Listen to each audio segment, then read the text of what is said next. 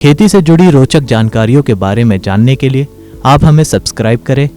आप अपने सुझाव हमारे कमेंट सेक्शन में भेज सकते हैं। नमस्कार, मैं हूं दीपिका और आज मैं यहाँ पहुंची हूं पूसा कृषि विज्ञान मेला 2022 में और मेरे साथ हैं उत्तराखंड नैनीताल के हर्ष सिंह दगवाल जी। उन्होंने खेती किसानी में नए नए प्रयोग किए हैं, इसमें अपना योगदान दिया है और इसके लिए उन्हें खास तौर पर ICAR की ओर से सम्मान दिया गया है आज के इस पूसा के इवेंट में। तो हम उनसे जानते हैं कि उनने क्या क्या उपलब्धियाँ उनकी रही है, क्या क्या इनोवेशंस उन्होंने किए हैं। सर, पहले तो बहुत बहुत स्वागत है आपका किसान ऑफ इंडिया में और हमारे व्यूवर्स को बताइए कि क्या क्या आपकी उपलब्धियां रही हैं। धन्यवाद मैम। मैं हर्ष सिंह डंगवाल, ग्राम सुनकिया, विकासखंड धारी, जिला नैनीताल, उत्तराखंड का निवासी हूँ। मैं दूसरे प्रधानमंत्री लाल बहादुर शास्त्री ने हमको एक नारा दिया था, जय जवान जय किसान। मैं 40 वर्ष की जय जवान की सर्विस पूर्ण करके जब मैं रिटायर हुआ, मैंने देखा कि मेरे खेत बिल्कुल बंजर पड़े हैं, उसमें नाना प्रकार की झाड़ियाँ उत्पन्न हुई हैं। तो मैं यही सोचता रहा कि मैं इसको उपजाऊ कैसे बनाऊं, क्योंकि मेरा पहला जो कार्य था जय जवान का वह पूर्ण हो गया था। तो मैं जय किसान में अपना योगदान देना चाहता था। इसलिए मैंने सबसे पहले देखा कि वहाँ पर मुझे किस चीज़ की आवश्यकता है। वह आवश्यकता थी वो झाड़ियों को काट करके उस खेत को जो है उपजाऊ बनाना, और दूसरी आवश्यकता थी वहाँ पर पानी नहीं था, पानी की एक बूंद नहीं थी। वो बूंद पानी मेरे को कहाँ से मिल पाएगा, उसकी बड़ी ज़रूरत थी। तो मैंने सोचा कि वर्षा के जल को संग्रहित करके उससे मैं खेती करूं। तो मैंने लगभग छोटे और बड़े, कच्चे और पक्के मिला करके 8 तालाब तैयार किए। उसमें मेरे घर के छत का, मेरे आंगन का, मेरे आसपास का जितना पानी था मैंने वह उसमें संग्रहित किया। और फिर मैंने सोचा ये पानी तो मेरे पास संग्रहित है, तो मैं क्यों नहीं इसमें मछली पालन करूं। तो मैंने फिर उसमें 5 जो तालाब थे, जो छोटे और बड़े थे, कच्चे और पक्के थे, उसमें मछली पालन का काम शुरू किया। इसके साथ ही जो मेरी बंजर ज़मीन थी उसमें जितने भी कांटे खरपतवार थी उसको मैंने सब काटा। काटने के बाद उसको इकट्ठा किया, उसको जलाया नहीं बल्कि खड्डा खोद करके उसको उस खड्डे में डाला।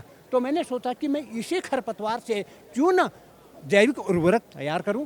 मैंने आसपास देखा कि जहां हमारे पहाड़ में लोग हष्ट-पुष्ट हुआ करते थे, कभी किसी को शुगर और किसी को हार्ट डिसीज़ नहीं हुआ करती थी, वहाँ पर मैंने देखा कि 45 साल के ऊपर के जो हमारे बुज़ुर्ग हैं उनको नाना प्रकार की जो है तकलीफ़ें हो रही हैं।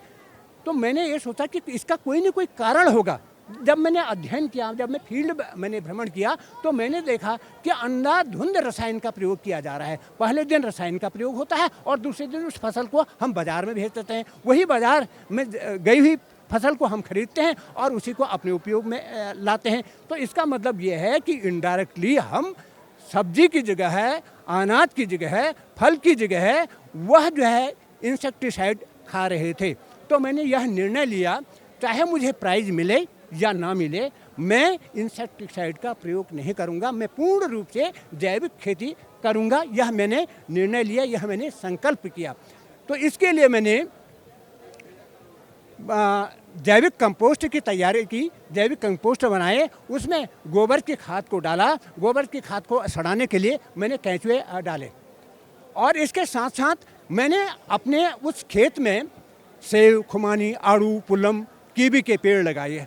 अब जब मैंने ये पेड़ लगाया तो मैंने देखा कि कीवी का जो एक फल है तोमरी, वह नर पौधा है, उसका उपयोग केवल परागण के लिए होता है। क्यों न इस पौधे से अर्थात तोमरी नर पौधे से हम फल लें।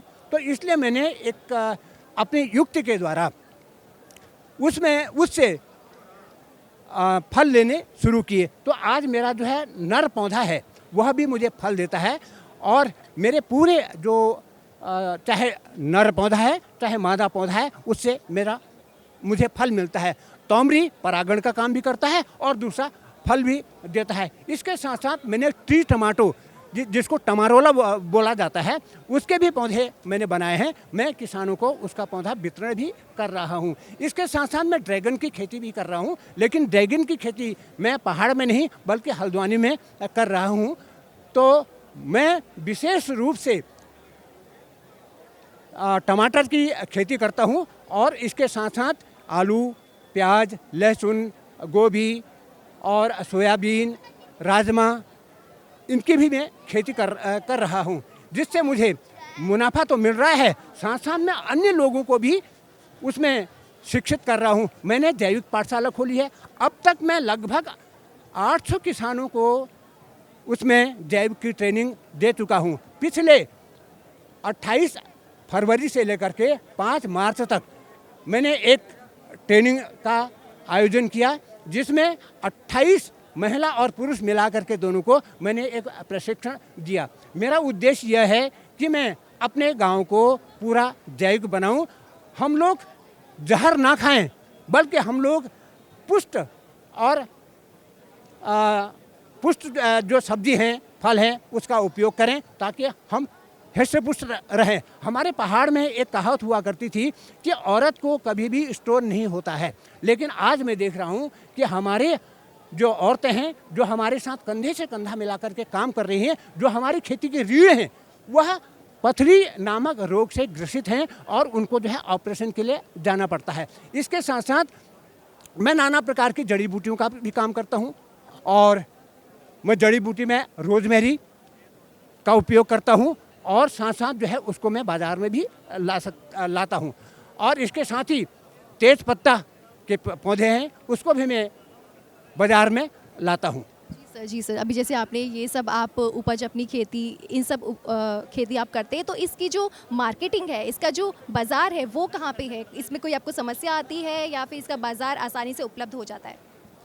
मुझे इसका बाज़ार जो है आसानी से उपलब्ध नहीं होता है, तो इसलिए मैं इसको बाज़ार का उपलब्धिकरण के लिए जो मेले होते हैं, जैसे पंथनगर कृषि मेला है या विवेकानंद है या कोई अन्यत्र जो है मेले होते हैं, वहाँ पर मैं इनको ले जाता हूँ और वहाँ पर मैं ये अपने इन उपज को बेचता हूँ। इसके साथ साथ मैंने एक महिलाओं का ग्रुप भी बनाया हुआ है जो धूप पर और मोमबत्ती पर काम करती हैं और नाना प्रकार के खिलौने और ये बैग बनाती हैं।